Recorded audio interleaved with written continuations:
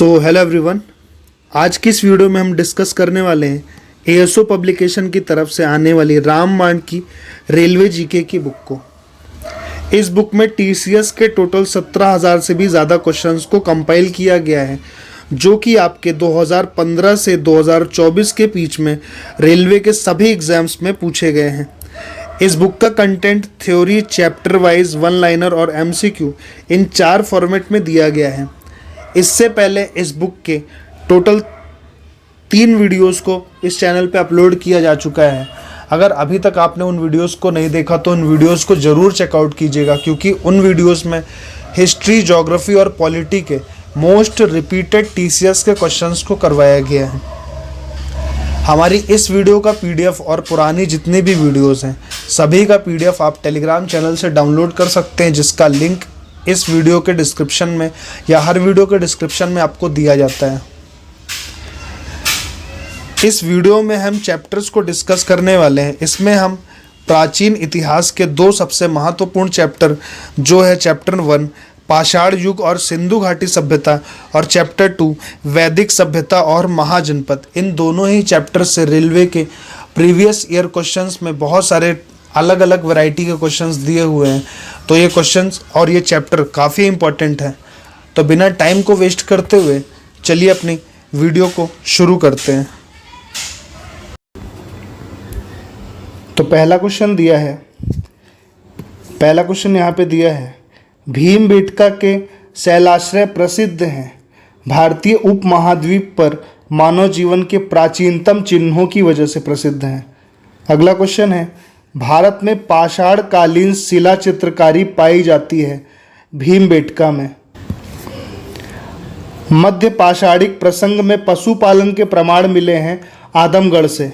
अगला क्वेश्चन है, मानव गतिविधियों एवं सभ्यता के ऐतिहासिक काल का कालानुक्रम है पुरा पाषाण काल, मध्य पाषाण काल और नवपाषाण काल।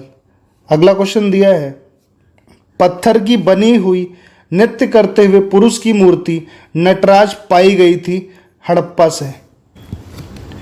हड़प्पा स्थल गुजरात में पाया जाता है धौलावीरा।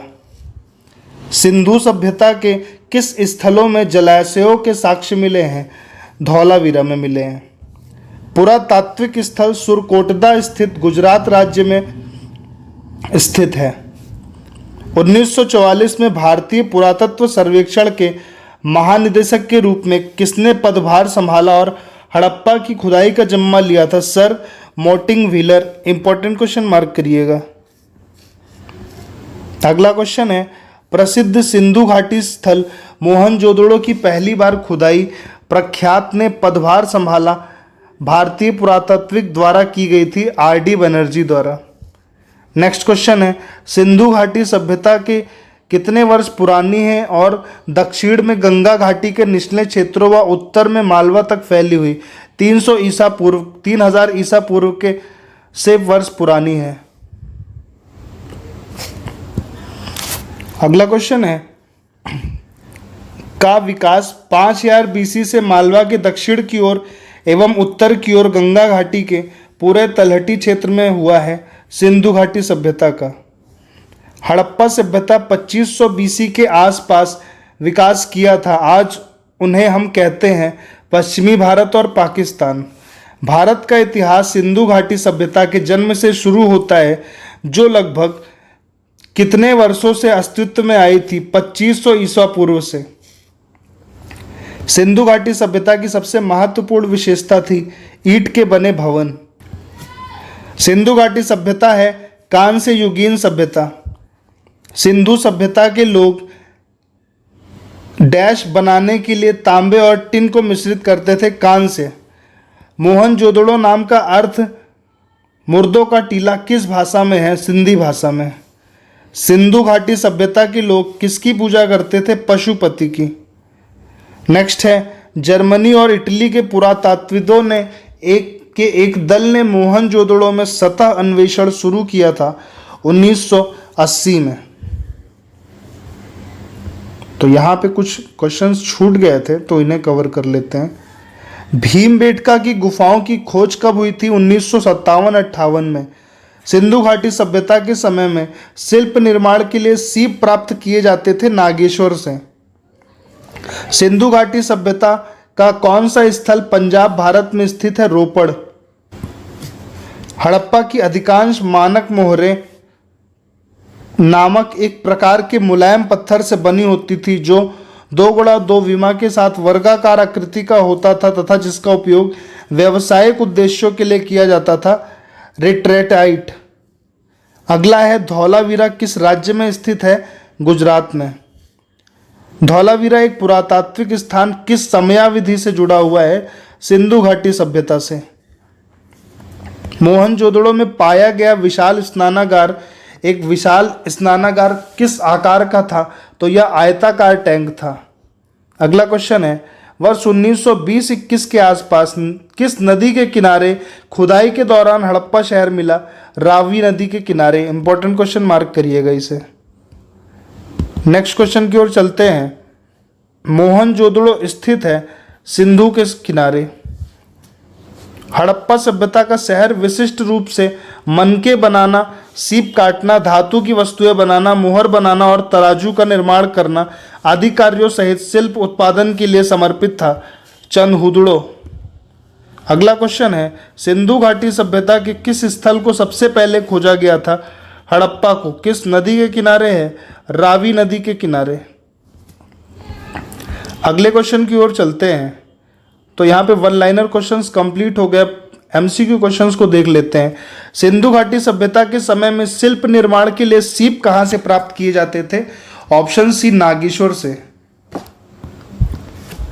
सिंधु घाटी सभ्यता का निम्न में से कौन सा स्थल पंजाब में स्थित है? आंसर हो जाएगा ऑप्शन नंबर डी, रोपड़। नेक्स्ट है इनमें से कौन सा पाषाण युग यानी स्टोन एज के 3 प्रमुख कालों के अंतर्गत नहीं आता है? ऑप्शन हो जाएगा सी, ताम्र पाषाण।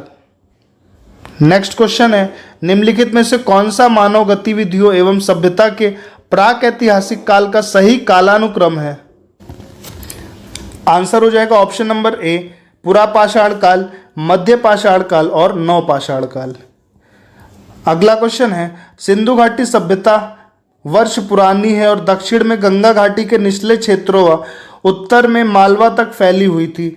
इसका आंसर हो जाएगा ऑप्शन नंबर सी, 3000 ईसा पूर्व।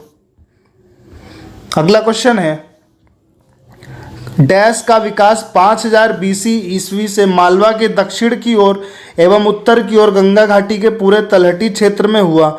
ऑप्शन नंबर ए, सिंधु घाटी सभ्यता का। अगले क्वेश्चन की ओर चलते हैं।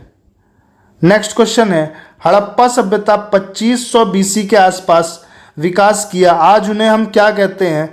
ऑप्शन नंबर बी, पश्चिमी भारत और पाकिस्तान।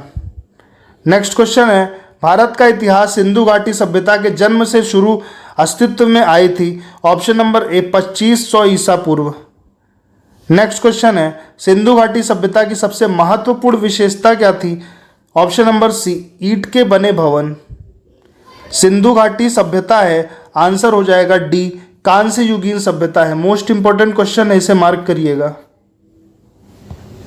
सिंधु सभ्यता के लोग क्या बनाने के लिए तांबे और टिन का प्रयोग करते थे? टिन का मिश्रण यूज करते थे। ऑप्शन नंबर बी, कांस्य को बनाने के लिए।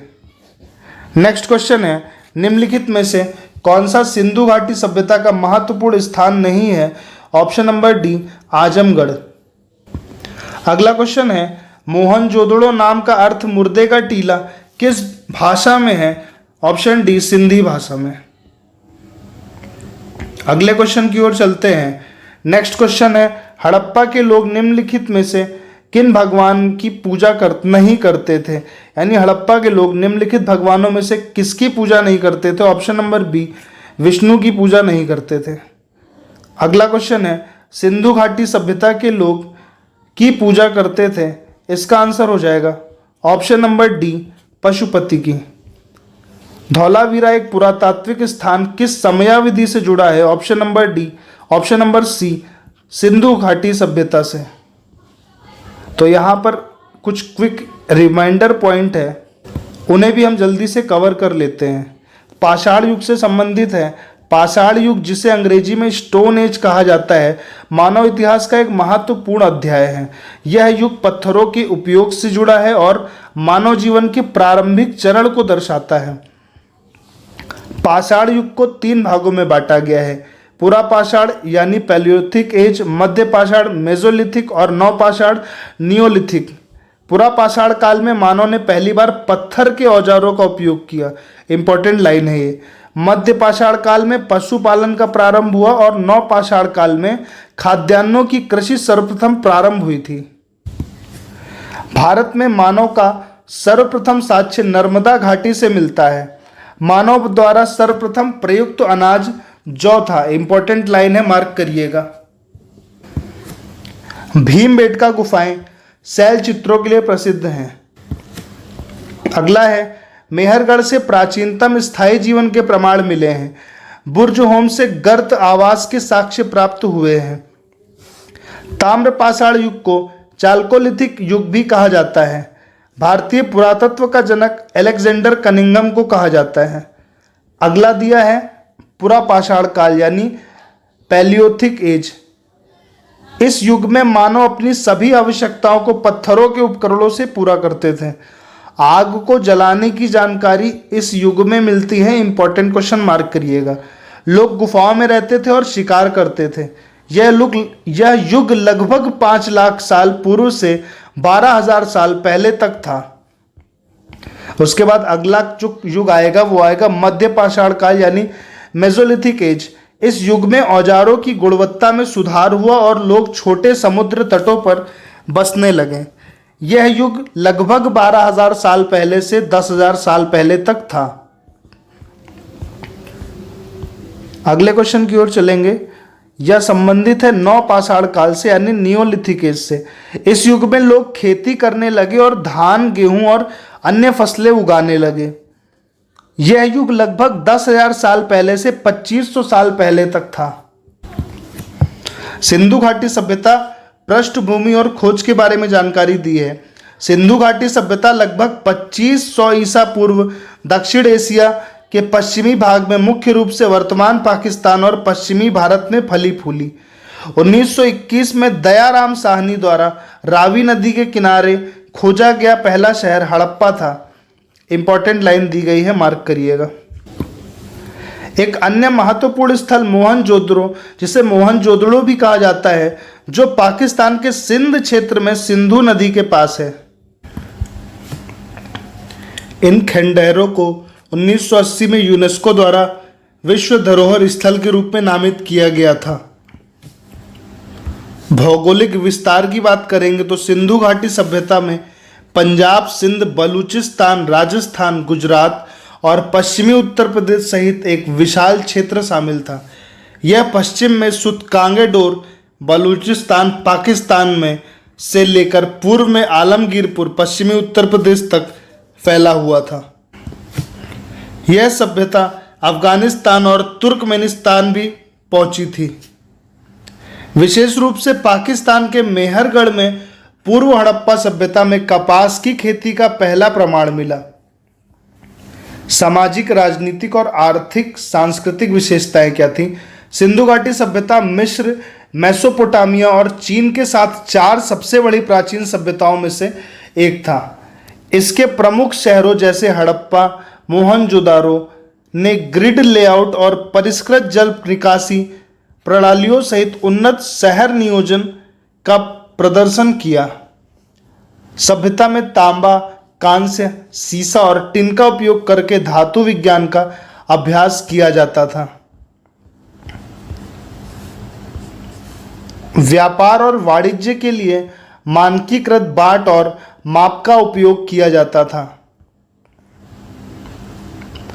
नगर योजना और वास्तुकला की बात की जाए तो शहर में बहुमंजिला ईंट के घर, सार्वजनिक स्नानागार जैसे मोहनजोदारो में महान स्नानागार और सुव्यवस्थित सड़कें थीं। सिंधु घाटी सभ्यता की लिपि अभी भी अनसुलझी है, जिससे उनकी भाषा और साहित्य को समझना चुनौतीपूर्ण हो गया है।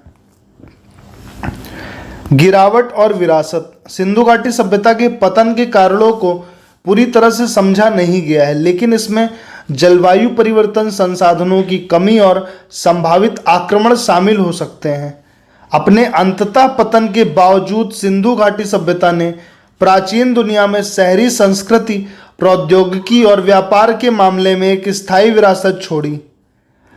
हड़प्पा वर्तमान पंजाब, पाकिस्तान में स्थित या खुदाई किए जाने वाला पहले स्थलों में से एक था। यहाँ से अन्न भंडार, अनाज भंडारण के उपयोग की जाने वाली बड़ी अच्छी तरह से निर्मित संरचनाएं जो उन्नत कृषि पद्धतियों का संकेत देती हैं।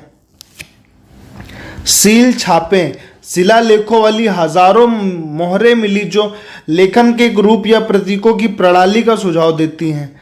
शहरी नियोजन, सुनियोजित सड़कें, जल निकासी प्रणालियां और मानकीकृत ईंटों के आकार एक परिष्कृत शहरी सभ्यता का संकेत देते हैं। मोहनजोदारो पाकिस्तान के सिंध में स्थित महान स्नानागार और उन्नत शहरी नियोजन के लिए जाना जाता है। महान स्नानागार उन्नत जल निकासी प्रणाली वाला एक बड़ा सार्वजनिक स्नान क्षेत्र, संभवतः धार्मिक या अनुष्ठानिक उद्देश्यों के लिए प्रयोग किया जाता था।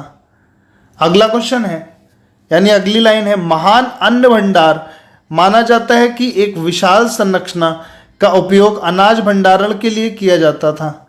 कांस्य मूर्तियां, कलात्मक और धातु कर्म कौशल का प्रदर्शन करने वाली नाचती हुई लड़कियों की मूर्तियां और कांस्य प्रतिमाएं सहित कलाकृतियां। धौलावीरा भारत के गुजरात में स्थित अपनी अनूठी जल संचयन प्रणाली और शहर नियोजन के लिए जाना जाता है। जल प्रबंधन प्रणाली जलाशयों, बांधों और नहरों का परिष्कृत नेटवर्क जो उन्नत हाइड्रोलिक इंजीनियरिंग का संकेत देता है। किलेबंद क्षेत्र माना जाता है कि शहर के भीतर एक किलेबंद क्षेत्र में प्रशासनिक और धार्मिक इमारतें थीं। लिपि की बात की जाए, प्राचीन सिंधु लिपि में शिलालेखों वाला एक बड़ा लिपि जो उनकी लेखन प्रणाली में अंतर्दृष्टि प्रदान करता है। राखीगढ़ी, जो कि भारत के हरियाणा में खोजे गए सबसे बड़े स्थलों में से एक है। लोथल भारत के गुजरात में एक प्राचीन बंदरगाह शहर है। गोदी घर नौगम में चैनल से जुड़े बेसिन वाला एक उल्लेखनीय गोदी यार्ड जो समुद्री व्यापार और वाणिज्य का सुझाव देता है। मनका फैक्ट्री मनका बनाने की कार्यशालाओं के साक्ष्य एवं संपन्न शिल्प उद्योग का संकेत देते हैं। चावल की भूसी की छाप चावल की खेती के संकेत कृषि पद्धतियों में अंतर्दृष्टि प्रदान करते हैं। कालीबंगन भारत के राजस्थान में स्थित अग्निवेदी और बूस्ट्रोफेडन शैली के लेखन के लिए जाना जाता है। अग्निवेदी औपचारिक मंचों वाली एक चौकोर अग्निवेदी जो अनुष्ठानिक प्रथाओं या धार्मिक समारोहों का सुझाव देती है। ग्रिड पैटर्न वाला टाउन लेआउट ग्रिड पैटर्न में व्यवस्थित सड़कें और संरचनाएं जो शहरी नियोजन को दर्शाती हैं। जुते हुए खेत प्रारंभिक जुताई वाली कृषि के साक्ष्य खेती की तकनीकों को समझ का संकेत देते हैं। बनावली यानी बनवाली भारत के हरियाणा में स्थित अपनी रेडियल सड़कों और खिलौनों हलों के लिए जाना जाता है। सिंधु सभ्यता के कुछ प्रमुख स्थल हैं, इन्हें देख लेते हैं। हड़प्पा, जिसकी खोज दयाराम साहनी ने 1921 में रावी नदी के मोंटेगोमरी पंजाब पाकिस्तान में की थी। मोहनजोदड़ो की खोज राखालदास बनर्जी ने 1922 में सिंधु लरकाना जिला जो कि प्रांत सिंध पाकिस्तान में स्थित है पर यहाँ पर की थी। सुतकांगेदोर R.L. स्टालिन 1927 में दश्क नदी के किनारे बलूचिस्तान पाकिस्तान में। चंद हुदड़ो गोपाल मजूमदार 1931 में सिंधु नदी के किनारे सिंध पाकिस्तान में। कालीबंगा B.K. थापर व अमलानंद घोष 1953 में घग्गर नदी के किनारे हनुमानगढ़ राजस्थान में। कोट दीजी फजल अहमद 1955 में सिंधु नदी के किनारे खैरपुर सिंध पाकिस्तान में। रंगपुर रंगनाथ राव द्वारा 1953 में सिंधु नदी के किनारे काठियावाड़ गुजरात में। रोपड़ यज्ञदत्त शर्मा द्वारा 1953 में सतलज नदी के किनारे रोपड़ पंजाब में। लोथल एस.आर. राव द्वारा 1957 में भोगवा नदी के किनारे अहमदाबाद गुजरात में। आलमगीरपुर यज्ञदत्त शर्मा द्वारा 1958 में हिंडन नदी के किनारे मेरठ उत्तर प्रदेश में। बनवाली R.S. बिष्ट द्वारा 1973 में घग्गर नदी के किनारे हिसार हरियाणा में। धौलावीरा R.S. बिष्ट द्वारा 1990 में मानसार नदी के किनारे कच्छ गुजरात में। तो यहाँ पे हमारा चैप्टर नंबर 1 कंप्लीट हो गया है। अगर ये वीडियो आपको पसंद आती है तो प्लीज़ वीडियो को आप लाइक ज़रूर करिएगा। चैनल को सब्सक्राइब नहीं किया तो चैनल को सब्सक्राइब कर लीजिएगा और टेलीग्राम आपको PDF आपको टेलीग्राम से मिल जाएगा। अगले चैप्टर की ओर चलते हैं, चैप्टर 2, जिसका संबंध वैदिक सभ्यता और महाजनपद से है। क्वेश्चन नंबर 1 है, ऋग्वेद में ऐसे मंत्र हैं जिनमें अप्रामाणिक वल्खिल्य भजन शामिल है 1028। डैश में संगीत से संबंधित ज्ञान सहित है सामवेद में। भारत का राष्ट्रीय आदर्श वाक्य सत्यमेव जयते अर्थात सत्य की हमेशा विजय होती है किस प्राचीन भारतीय शास्त्र से उद्धृत एक मंत्र है मुंडकोपनिषद। अगला क्वेश्चन है, ऋग्वेद 4 वेदों में से पवित्रतम वेद है जिसमें 10,600 ऋचाओं के साथ कितने सूक्तों के 10 अध्याय जिन्हें मंडल कहा जाता है 1028 सूक्त। किस वेद में ऋचाओं की संख्या सर्वाधिक है? ऋग्वेद में।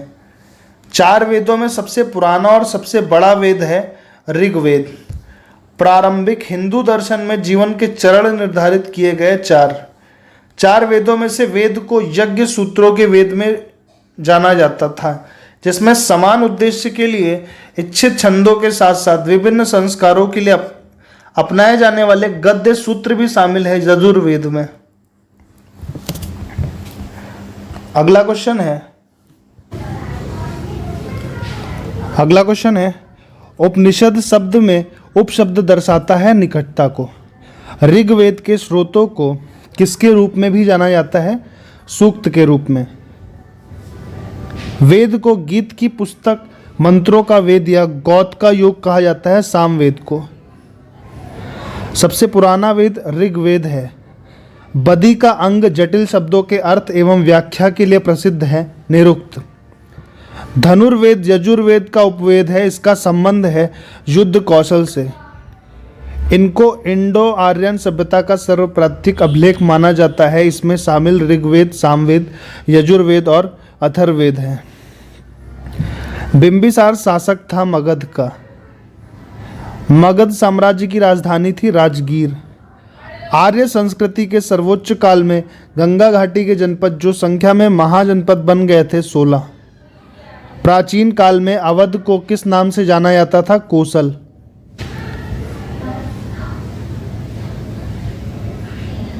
प्रैक्टिस सेट को देख लेते हैं क्या क्वेश्चंस दिए हैं। बृहदारण्यक, मुंडक और तैत्तिरीय निम्नलिखित में से किस श्रेणी के धार्मिक ग्रंथों के उदाहरण है? उपनिषद के। अगला क्वेश्चन है, हिंदू धर्म में निम्नलिखित में से किस देव को पौधों के स्वामी, रोगों के उपचारक और धन का दाता माना जाता है? ऑप्शन डी सोम को। हिंदू धर्म की प्रमुख दार्शनिक विचारधारा निम्नलिखित में से कौन सी है? वैशेषिक दर्शन। अगला क्वेश्चन है, निम्नलिखित में से किसे कर्मकांड ग्रंथ के रूप में जाना जाता है? ऑप्शन सी यजुर्वेद को। अगला क्वेश्चन है, यजुर्वेद की कितनी शाखाएं हैं? ऑप्शन नंबर बी 2 शाखाएं हैं। अगला है, वैदिक अंगों के अनुसार संग्रहणी का कार्य निम्नलिखित में से क्या था? ऑप्शन नंबर सी कोषाध्यक्ष, खजांची का। नेक्स्ट क्वेश्चन है, हिंदू धर्म में निम्नलिखित में से किस देवता को सृजनकर्ता माना जाता है? ऑप्शन सी ब्रह्मा को। ऐतरेय उपनिषद निम्नलिखित में से किस वेद के ऐतरेय आरण्यक की दूसरी पुस्तक के 4, 5वें और 6ठे अध्याय से संबंधित है और इसे सबसे पुराना उपनिषद माना जाता है? Option number C Rigveda. अगला क्वेश्चन है, नेक्स्ट क्वेश्चन दिया है, ऋग्वेद में ऐसे कितने मंत्र हैं जिनमें अप्रामाणिक वल्खिल्य भजन शामिल है? Option number B 1028। ऋग्वेद में कितने मंत्र हैं? 1028 मंत्र हैं। निम्नलिखित में से कौन सा वेद जादुई अनुष्ठानों और वशीकरण के बारे में बताता है? Option number A Atharvaveda. Next question है, निम्नलिखित में से कौन से वेद में संगीत का वर्णन है? ऑप्शन नंबर ए सामवेद में। यजुर्वेद में यजुर का अर्थ क्या है? ऑप्शन नंबर सी बलिदान। क्विक रिमाइंडर पॉइंट्स को देख लेते हैं। वैदिक काल से संबंधित जो लाइनें हैं, कालानुक्रम वैदिक काल लगभग 1500 ईसा पूर्व से 600 ईसा पूर्व तक माना जाता है। भूगोल इसका यह मुख्य रूप से उत्तरी भारतीय उपमहाद्वीप में फैला था, जिसका केंद्र गंगा के मैदानों में था। साहित्यिक स्रोत की बात करेंगे तो वैदिक ज्ञान और परंपराएं मौखिक रूप से संरक्षित की गई थी और बाद में संस्कृत भाषा में वेदों के रूप में लिखी गई। समाज इस काल में जनजातीय से कृषि समुदायों में स्थायी बसावट की ओर परिवर्तन हुआ और आर्य संस्कृति का विस्तार हुआ। राजनीतिक संगठन, प्रारंभिक वैदिक समाज अर्ध खानाबदोश और जनजातीय था, जबकि बाद के वैदिक काल में अधिक स्थायी जीवन और कृषि और पशुपालन का महत्व बढ़ा। धर्म की बात करेंगे, प्रारंभिक वैदिक धर्म प्रकृति पूजा था, जिसमें इंद्र और अग्नि जैसे देवता प्रमुख थे। बाद में यह अनुष्ठानिक ब्राह्मणवाद में विकसित हुआ। अर्थव्यवस्था की बात करें, अर्थव्यवस्था प्रारंभिक वैदिक काल में मुख्य रूप से पशुपालन पर आधारित थी, जो बाद में कृषि की ओर बढ़ी। भाषा, वेदों की रचना संस्कृत भाषा में की गई थी। वेदों की संख्या टोटल 4 वेद हैं। वेद 4 प्रकार के होते हैं, ऋग्वेद, सामवेद, यजुर्वेद और अथर्ववेद। ऋग्वेद सबसे पुराना वेद है, जिसमें 1028 सूक्त और 10 मंडल हैं। यह मुख्य रूप से वैदिक देवी देवताओं को समर्पित स्तुतियों का संग्रह है। सामवेद यह गीतों और छंदों का वेद है, जो भारतीय शास्त्रीय संगीत और नृत्य परंपरा के केंद्र में है। इसके अधिकांश वर्सेस ऋग्वेद से लिए गए हैं। यजुर्वेद अनुष्ठानों की पुस्तक के रूप में जाना जाता है। इसमें हिंदू अनुष्ठानों और बलिदानों में उपयोग किए जाने वाले गद्य मंत्र और वर्सेस शामिल हैं। अथर्ववेद, इसमें मंत्र, जादू और टोने टोटके शामिल हैं, जो अनुष्ठानिक यजुर्वेद के दायरे से बाहर हैं, और इसमें अधिक विविध विषय जैसे कि चिकित्सा और जादू शामिल हैं। भाषा, सभी वेद संस्कृत भाषा में लिखे गए हैं। कालानुक्रम, वेदों की रचना 1500 से 500 ईसा पूर्व के बीच की गई है, जो वैदिक काल के दौरान हुई थी। वेदों के अन्य महत्वपूर्ण बिंदु, वेदों का विभाजन, प्रत्येक वेद को 4 भागों में विभाजित किया गया है। संहिताएं, जिसमें मंत्र और आशीर्वाद है। ब्राह्मण, अनुष्ठानों पर टिप्पणियां। आरण्यक, अनुष्ठानों और यज्ञों पर पाठ। और उपनिषद, ध्यान, दर्शन और आध्यात्मिक ज्ञान पर चर्चा। वेदों का महत्व, वे शास्त्रीय हिंदू धर्म की आधारशिला है, जो वैदिक धर्म की विचारधाराओं और अनुष्ठानों को संकलित करते हैं। महाजनपदों का इतिहास और महत्व। महाजनपद शब्द का अर्थ है ऐसा भूखंड जहां जन अथवा लोग बसे हों। ये बड़ी राजनीतिक भौगोलिक इकाइयां थी, जो वैदिक युग के बाद समय में उभरी। शहरीकरण, 6वीं शताब्दी ईसा पूर्व में भारत में नगरीकरण की दूसरी प्रक्रिया प्रारंभ हुई और इसी समय बौद्ध तथा जैन सहित विभिन्न दार्शनिक विचारधाराओं का विकास हुआ। 16 महाजनपद, बौद्ध और जैन धर्म के आरंभिक ग्रंथों में 16 महाजनपद का उल्लेख मिलता है। ये थे काशी, कौशल, अंग, मगध, वज्जी, मल, चेदि, वत्स, कुरु, पांचाल, मत्स्य, सूरसेन, अस्मक, अवंती, गांधार और कंबोज। महाजनपद और उनकी राजधानी और भौगोलिक स्थिति। अंग की राजधानी चंपा वर्तमान में भागलपुर, मुंगेर के आसपास का क्षेत्र। यह क्षेत्र पूर्वी बिहार के आसपास का है। मगध, जिसकी राजधानी राजगृह, वैशाली, पाटलिपुत्र, वर्तमान में पटना या गया, मगध के आसपास का क्षेत्र, मध्य दक्षिणी बिहार। काशी, जिसकी राजधानी वाराणसी, आधुनिक बनारस उत्तर प्रदेश में। वत्स की राजधानी कौशाम्बी, इलाहाबाद, प्रयागराज उत्तर प्रदेश में। वज्जी की राजधानी वैशाली, विदेह, मिथिला, दरभंगा, मधुबनी के आसपास का क्षेत्र बिहार। कौशल जिसकी राजधानी श्रावस्ती, अयोध्या, फैजाबाद के आसपास का क्षेत्र उत्तर प्रदेश में। महाजनपदों के बारे में उनके शासकों के महत्वपूर्ण बिंदु और तथ्य निम्नलिखित हैं। 16 महाजनपद भारत के 6वीं से 4वीं शताब्दी ईसा पूर्व तक मौजूद रहे। ये प्राचीन भारतीय राज्य थे। ये शक्तिशाली और समृद्ध राज्य भारत के उत्तरी और पूर्वी क्षेत्रों में फैले थे। इनकी अपनी विशेष संस्कृति, भाषा और रीति रिवाज थी। इनके प्रशासन, व्यापार और युद्ध के प्रगतिशील प्रणालियों के लिए भी जाना जाता था। शासकों की जानकारी जो हमें मिलती है मगध के बारे में, ये महाजनपद में महत्वपूर्ण शासकों में से कुछ है। बिंबिसार मगध के प्रमुख शासकों में एक, अजातशत्रु बिंबिसार के पुत्र और मगध के शासक। अवंती महत्वपूर्ण शासक। प्रद्योत अवंती के शासक। कौशल महत्वपूर्ण शासक। प्रसेनजित कौशल के शासक। वत्स महत्वपूर्ण शासक। उदयन वत्स के शासक। बाद में ये सभी मगध के हिस्से बन गए या मगध के हिस्से में शामिल हो गए। वैदिक सभ्यता। वैदिक धर्म का मुख्य लक्षण किसी की उपासना था, प्रकृति की। कृष्ण भक्ति का प्रथम और प्रधान ग्रंथ है श्रीमद् भागवत गीता। ऋग्वैदिक काल से संबंधित मृदभांड संस्कृति है गेरुवर्णी मृदभांड संस्कृति। उत्तर वैदिक काल से संबंधित मृदभांड संस्कृति है चित्रित धूसर मृदभांड संस्कृति। उत्तर वैदिक काल में किस देवता को सर्वोच्च स्थान प्राप्त था? प्रजापति को। किस वेद में सभा को नरिष्ठ अर्थात सामूहिक वाद विवाद या अनुल्लंघनीय कहा गया है? अथर्ववेद। वैदिक समाज की आधारभूत इकाई थी कुल या कुटुंब। ऋत प्राकृतिक संतुलन स्थापित करने के कारण किस वैदिक देवता को ऋतस्य गोप कहा गया? वरुण को। अगला है ऋग्वेद में अघन्य जिसका वध योग्य नहीं है शब्द का प्रयोग किसके लिए किया गया? गाय के लिए। हरियाणा प्रांत में चित्रित धूसर मृदभांड स्थल किस स्थान पर हाल ही में किए गए उत्खननों में प्रकाश में आया? भगवानपुर। किस रचना में नारी को सुरा और पांसा के साथ 3 प्रमुख बुराइयों में शामिल किया गया? मैत्रायणी संहिता।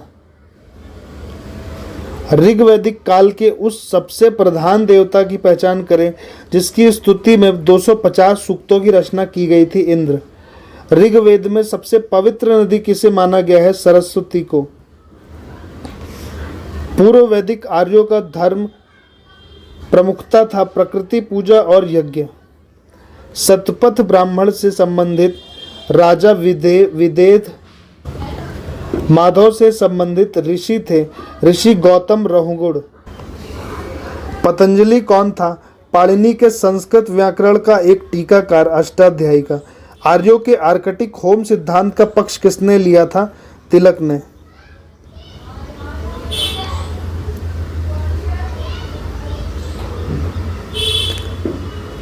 अवेस्ता और ऋग्वेद में समानता है। अवेस्ता किसी क्षेत्र से संबंधित है, ईरान से। गायत्री मंत्र की रचना किसने की थी? विश्वामित्र ने।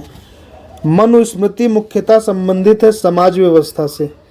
3 क्रमों पगों में 3 लोकों को माप लेने के कारण किसे उपक्रम कहा गया? विष्णु को। वैदिक युग में यव कहा जाता था जौ को। अनुलोम विवाह का अर्थ है उच्च वर्ण पुरुष का निम्न वर्ण नारी के साथ विवाह। सभा और समिति प्रजापति की 2 पुत्रियां थीं। इसका उल्लेख किस वेद में मिलता है? अथर्ववेद में।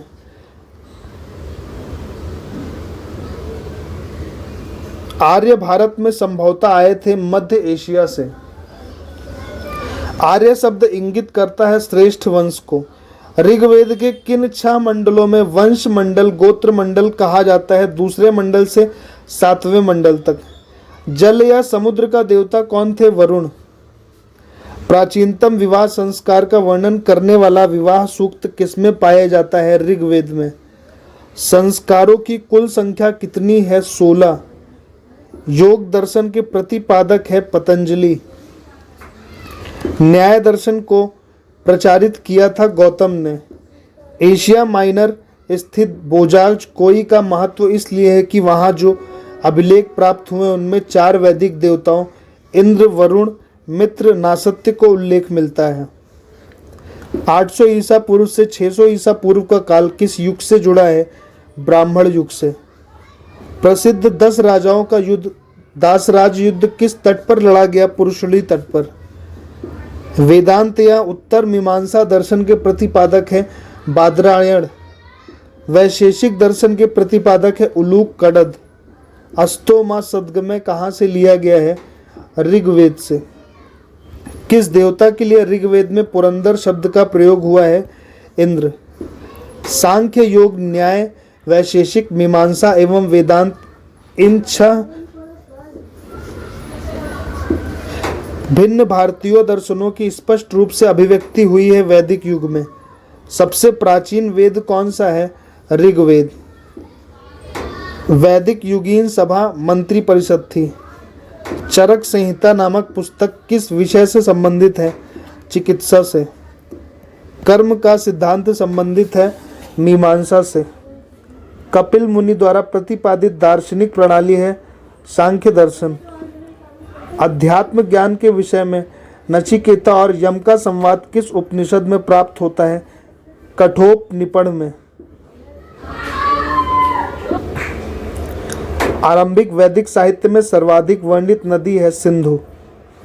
कौन सा भारतीय दर्शन की आरंभिक विचारधारा है? सांख्य। वैदिक युग में प्रचलित लोकप्रिय शासन प्रणाली थी गणतंत्र। यज्ञ संबंधी विधि विधानों का पता चलता है यजुर्वेद में। भारत के किस स्थल की खुदाई से लौह धातु के प्रचलन में प्राचीनतम प्रमाण मिले हैं? यजुर्वेद में। उत्तर वैदिक काल के वेद विरोधी और ब्राह्मण विरोधी धार्मिक अध्यायों को किस नाम से जाना जाता था? श्रमण। पूर्व वैदिक या ऋग वैदिक संस्कृति का काल किसे माना जाता है? 1500 ईसा पूर्व से 1000 ईसा पूर्व तक। उत्तर वैदिक संस्कृति का काल किसे माना जाता है? 1000 ईसा पूर्व से 600 ईसा पूर्व। पुराणों की संख्या कितनी है? 18। ऋग्वेद में संपत्ति का प्रमुख रूप क्या है? गोधन। प्रथम विधि निर्माता कौन है? मनु। भारत के किस स्थल की खुदाई से लौह धातु के प्रचलन के प्राचीनतम प्रमाण मिले हैं? अतरंजी खेड़ा। वैदिक नदी कुभा काबुल का स्थान कहाँ निर्धारित होना चाहिए? अफगानिस्तान में। उपनिषद काल के राजा अश्वपति शासक थे केकय के। प्राचीनतम पुराण है मत्स्य पुराण। व्रीहि शब्द किसके लिए प्रयुक्त हुआ है? चावल के लिए। गोत्र व्यवस्था प्रचलन में कब आई? वैदिक काल में। ऋग्वैदिक युग की प्राचीनतम संस्था कौन थी? विदत। ब्राह्मण ग्रंथों में सर्वाधिक प्राचीन कौन है? शतपथ ब्राह्मण।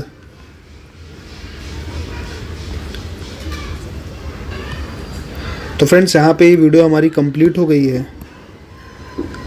मैंने इस वीडियो में आपको 2 चैप्टर कवर करा दिए हैं। अगर आपको ये वीडियो पसंद आती है तो वीडियो को लाइक ज़रूर करिएगा। चैनल को सब्सक्राइब नहीं किया है तो चैनल को सब्सक्राइब कर लीजिएगा। अगर अभी तक के टेलीग्राम को ज्वाइन नहीं किया है तो टेलीग्राम को ज्वाइन कर लीजिएगा, क्योंकि जितने भी PDF मैं अपलोड करता हूँ वो सभी आपको टेलीग्राम से मिल जाएंगी। इस वीडियो का PDF और पुरानी वीडियो का जितने भी वीडियोज़ है सभी का PDF आपको वहीं पर मिल जाएगा। डेली बेसिस पे आपको इस बुक की वीडियो मिलती रहेंगी, तो चैनल से जुड़े ज़रूर रहिएगा और नोटिफिकेशन को भी ऑन कर दीजिएगा। तो अभी के लिए इतना ही, मिलते हैं अगली वीडियो में। तब तक के लिए जय हिंद, जय भारत।